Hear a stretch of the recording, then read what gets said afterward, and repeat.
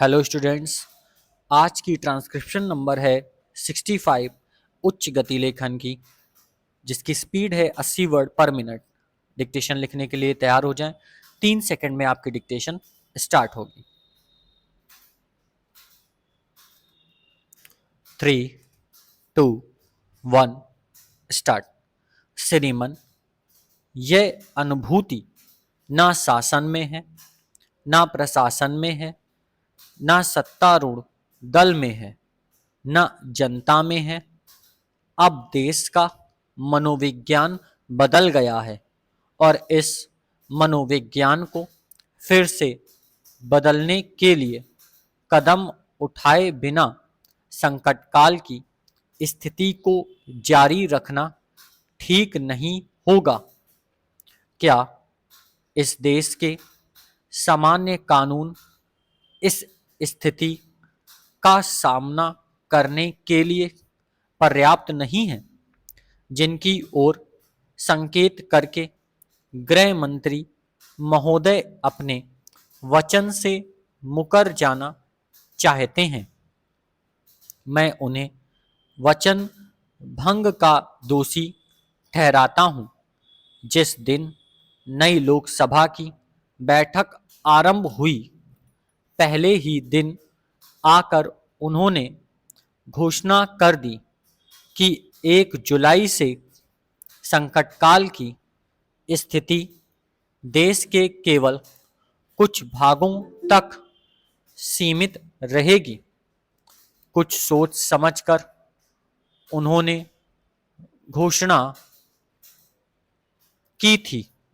आज वे जिन संकटों की ओर इशारा कर रहे हैं, वे संकट नए नहीं हैं।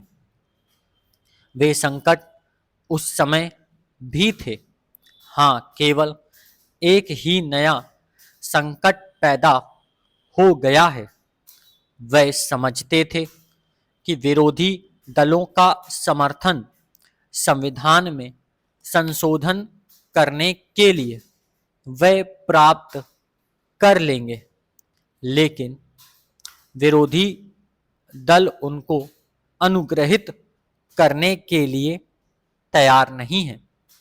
क्या यह जरूरी है कि हम सरकार की मदद करें? आपको हमें समझाना होगा कि देश में वस्तुतः संकट है और आप उस संकट का निराकरण करने के लिए अधिकार चाहते हैं और किसी बात के लिए नहीं। क्या भारत सरकार विदेशी आक्रमण का प्रतिकार करने के लिए सन्नद्ध हो रही है?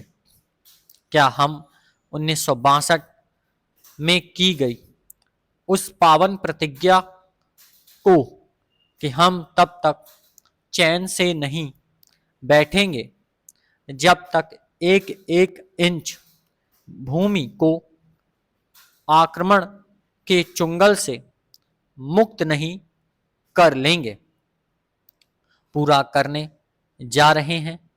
यदि सरकार उस भूमि को मुक्त कराने के लिए कदम बढ़ाए तो हम संकट काल की स्थिति का समर्थन करने को तैयार हैं।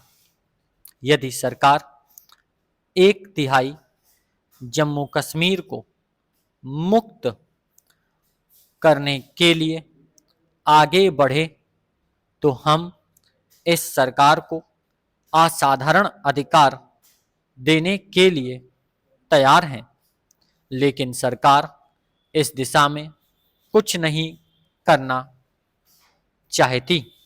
देश के प्रति किए गए संकल्पों पर पानी फेरना चाहती है और सरकार इसलिए अधिकार चाहती है कि एक आशंका है, नया आक्रमण होने वाला है।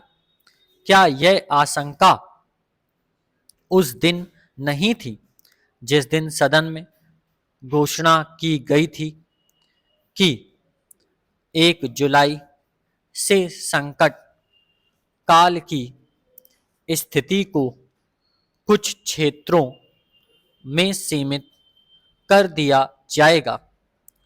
वे क्षेत्र कौन से हैं यह भी स्पष्ट करें।